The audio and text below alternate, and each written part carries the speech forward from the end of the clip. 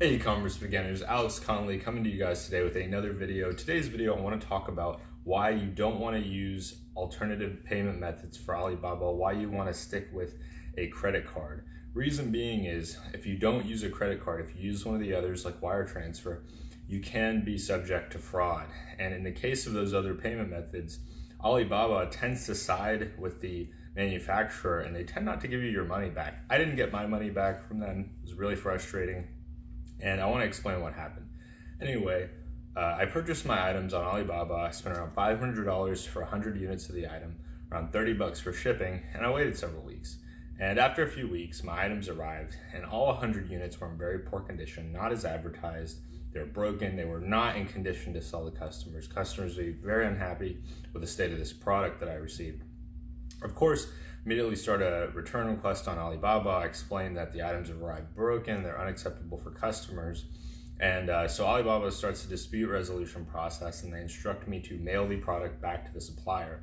So I spend the $30 on shipping and I send it back to China. Of course, I don't get the tracked option, which is like $140. And this turns out to be a grave mistake. Inevitably, the supplier says they never received the items back. They're being very disrespectful the whole time. They won't acknowledge the mistake. They accuse me of making things up and pretending and this and that. And because I used wire transfer to save on credit card fees, there's no way for me to get my money back. It was really stressful, really frustrating. It dragged out for several months and I still lost my money. So I want to caution you about not using a credit card to pay for your Alibaba order. Reason being is with the credit card company, they can do chargebacks, they can do arbitration, negotiation, they can fight on your behalf. But when you use one of these other payment methods to save a little bit of money on fees, you're actually lowering your level of protection. And particularly for new sellers, I think it's very, very risky. Fortunately, I have enough revenue coming in that this didn't kill my business, but it was really frustrating and it set me back a little bit. Not only did it set me back in terms of the cost of the inventory, but also time. I had to find another supplier, I had to reorder and cross my fingers and hope I didn't run out of inventory before the new inventory came in.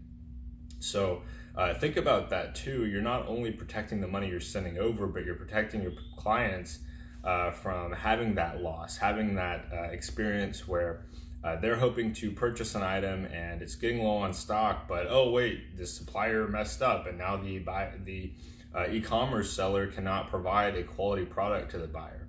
So think about your customers, don't just think about yourself and your wallet. Be careful when you're shopping on Alibaba. If you can, try to get a sample.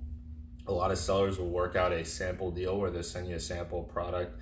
You may have to pay a little more, may have to pay a little bit more for shipping, but try to make sure that they are really selling what they say they are. I had an issue on eBay recently where I purchased a couple of lapel pins artwork for resale, and when they arrived, they did not match the description, and both sellers tried to say, oh, we'll return it for a refund. Of course, shipping to China on very cheap items is not reasonable. Of course, when eBay sees that the manufacturer in China has misrepresented the item, you prove this by uploading pictures and comparing them to the listing, then eBay will refund you without having to return them. Of course, it's the seller's responsibility to represent the items that they're selling accurately so that the buyer knows what they're buying prior to purchase. It's extremely dishonest and it makes eBay look real shady when manufacturers sell these products misrepresented. And the last thing eBay wants to do is for you to feel ripped off and robbed and to never shop on the platform again.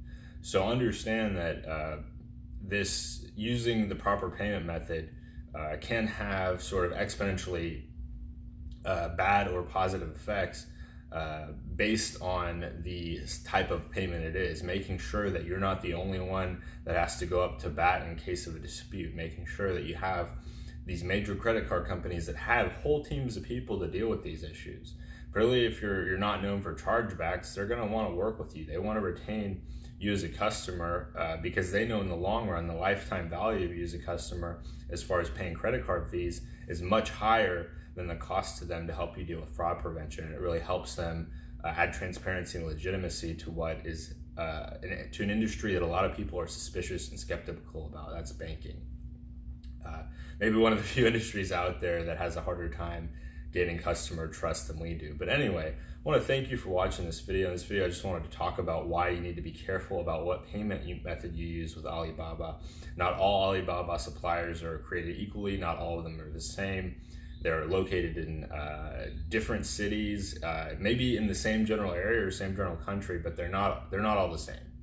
And I just want to really drive that point home. So thank you for watching. Until next time.